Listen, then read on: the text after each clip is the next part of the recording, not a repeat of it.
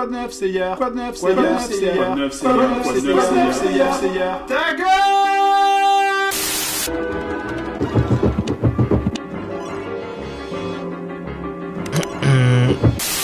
Je me souviens de ce jour, de ce film. C'est là que tout a commencé.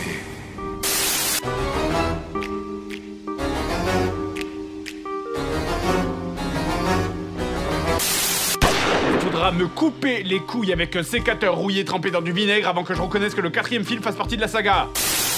Seb, arrête de picoler. Continue, ce breuvage magique renforce ta puissance.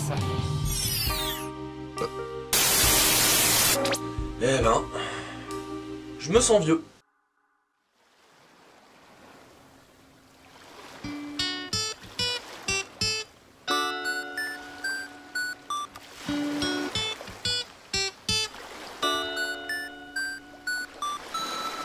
Un, deux, trois, quatre.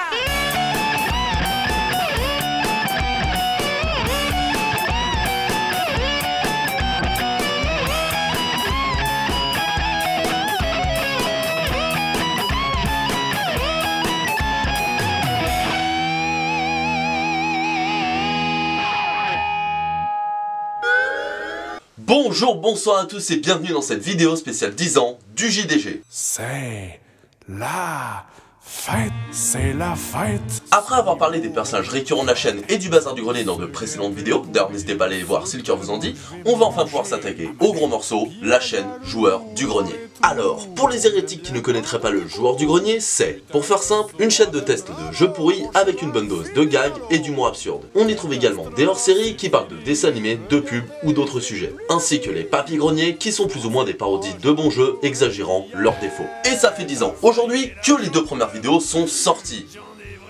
Putain, 10 ans! Et vous vous en doutez bien, en 10 ans, il s'est passé pas mal de trucs sur la chaîne. C'est donc pour ça qu'aujourd'hui, j'ai décidé de revenir sur l'évolution du joueur du grenier. Et pour que ce soit simple et compréhensible, on va revenir sur l'histoire de la chaîne en 3 périodes. Les débuts, l'ascension et la période d'aujourd'hui que je qualifierais de contemporaine parce que je suis un putain de prof d'histoire. Donc si c'est bon pour vous, alors let's go!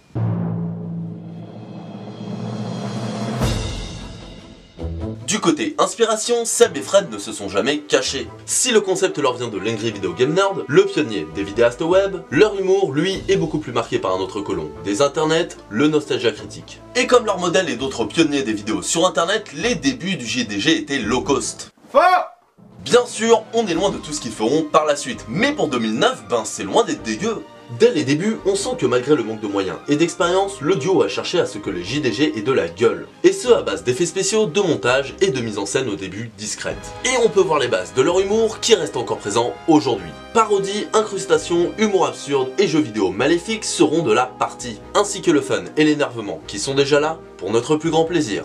Très vite, une deuxième émission verra le jour, à savoir leur série qui parlera principalement de dessins animés, d'adaptations et d'émissions de télé de l'époque de l'enfance du JDG. Et un peu comme les premiers tests, le premier hors-série sur Téléchat n'est pas sans défaut. Il possède un rythme qui, aujourd'hui, pourrait paraître lent pour ce genre d'émission, et un léger côté nostalgique un peu trop poussé qui peut laisser les autres générations sur le côté. Et même si je trouve que les premiers JDG passent toujours très bien aujourd'hui, le hors-série sur Téléchat, lui, de mon point de vue, a moyennement bien vieilli. Mais ce ne sont là que des défauts mineurs qui, comme je l'ai dit plus tôt, sont plus qu'excusables vu l'année de création et les moyens qu'avaient Fred et Seb à l'époque. Un début de chaîne qui a donc un fort potentiel, le concept est là, les bases aussi, et maintenant que les fondations sont solides, qu'est-ce qui se passe?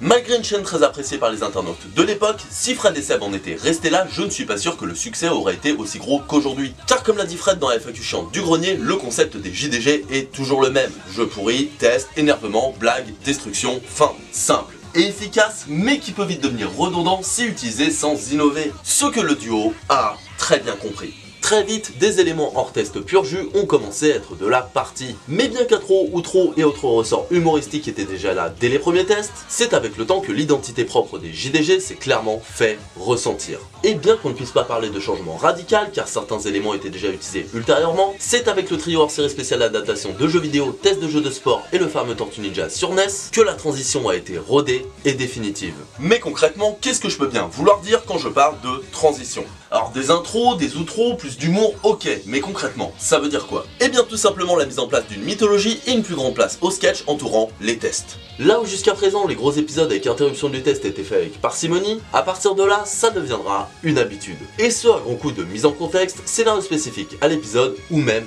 des chansons. Pour ce qui est de la mythologie JDG, elle est visible par les personnages récurrents et des situations se faisant de plus en plus écho, ou voire même des épisodes à suite.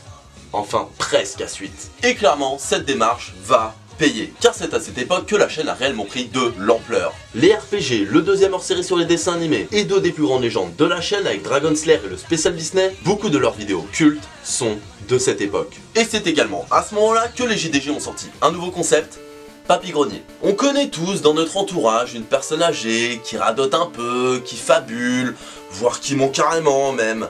Mais peu sont aussi balèzes que Papy Grenier. Dresseur de Pokémon, directeur de parc d'attractions, tueur de dragons ou agent secret, Papy Grenier parlera de bons jeux. Et oui, c'est arrivé, alléluia. Et oui, je suis au courant qu'il avait parlé d'Aladin sur Mega Drive lors d'une soirée du Nouvel An, mais ce n'est pas sur sa chaîne, donc c'est pas pareil. Et le tout sous couvert de sketch. Un autre concept qui permet de varier les plaisirs, tant en termes de production mais aussi de support. Voir autre chose que des jeux pourris, ben ça fait plaisir, que ce soit pour les spectateurs ou les créateurs. Et le moins qu'on puisse dire, c'est que les Papy Grenier sont excellent. Les vannes du grand-père sur les gosses sont géniales, le rythme est court mais maîtrisé, et même si on peut se sentir un peu à côté quand on n'a pas joué au jeu, on comprend quand même très bien le principe. Et que ce soit avec les tests, les hors-séries ou les Papy Grenier, le niveau des JDG n'a fait que grimper. Alors c'est sûr, ils n'innovent pas à chaque fois, et certaines vidéos sont plus classiques, mais le niveau n'est jamais mauvais pour autant. Mais survint alors un événement terrible, un événement marqué au fer rouge dans la mémoire des fans du JDG. Une énorme chiasse.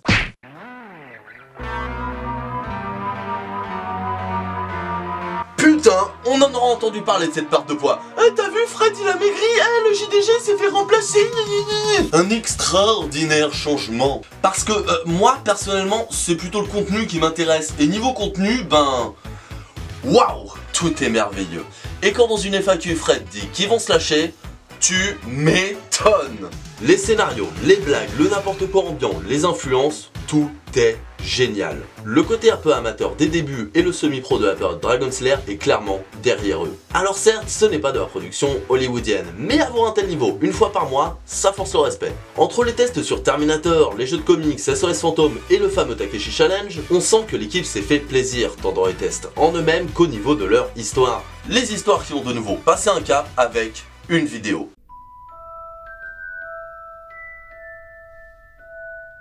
Et après ce succès, la crainte de saouler le public avec un surplus de scénarios a définitivement été balayée. Et depuis, les JDG continuent dans cette direction avec des vidéos toujours plus abouties, ingénieuses et drôles. Le kiff est là, et ça se voit. Pour conclure, je dirais que les JDG sont des pionniers sur YouTube, mais font également partie de ceux qui ne prennent jamais rien pour acquis sur ce média. Fred, Seb, Nico et Karim se démènent chaque mois pour nous offrir des vidéos travaillées et de qualité. Et là où beaucoup se contentent de concepts simples et faciles à produire sur un YouTube encourageant fortement ce procédé, les JDG, depuis maintenant 10 ans, font partie des vidéastes tendant toujours plus vers le haut. Et quand on pense que fin 2014, Fred nous parlait de la fin du concept, on ne peut qu'être heureux qu'ils aient continué. Ça doit maintenant faire 8 ou 9 ans que je suis leur chaîne, et encore aujourd'hui je prends toujours autant plaisir à les regarder. Alors Seb, Fred, Karim et Nico, merci pour tout, et joyeux anniversaire.